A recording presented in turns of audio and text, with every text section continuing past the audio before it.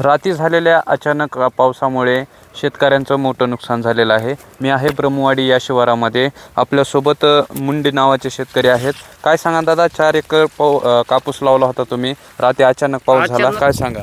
अचानक पावसासाठी 4 एकरची नुकसान झालेली कापसाची साहेब।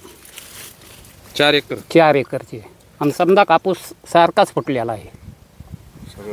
ह्याचं नियोजन पूर्ण पाणी करून हमी भाव तर ह्याला द्यावा। एकंदरीत किती खर्च आला होता तुम्हाला लागवडीसाठी? त्याचा खर्च आता एकरी म्हणलं तर फवारण्यासुद्धा 30-35 हजार रुपये खर्च झालेला आहे। आणि मी शेणखत पुऱ्या रानाला टाकलेला आहे। सरकारी खात कमी आहे, शेणखत जास्त आहे। हे कापूस काढायला आला होता, काढला नाही तुम्ही, काय कसं काय? कापूस फुटलाच नाही तर कसा काढायचा? आणि याचाला मंजूरच भेटत नाही ना, मंजूरच भेटत नाही। महिला येचण्यासाठी भेटत नाही तर काय मागणी आहे त्यांची महिलांची? मग त्याचं म्हणणं आहे 12 ते 15 रुपये किलो कापूस द्यावा वेचणीला।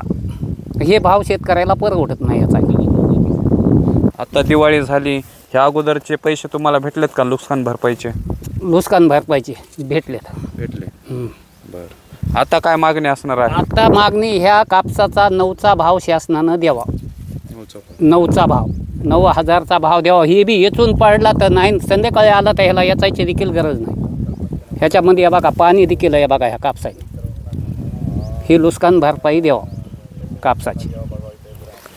शेतकऱ्यांचं म्हणणं असं आहे की कापसाची नुकसान भरपाई द्यावी अशी मागणी आता शेतकरी सरकारकडे करीत आहेत। दक्ष वार्तासाठी विकास वाघमारे, परळी, बीड।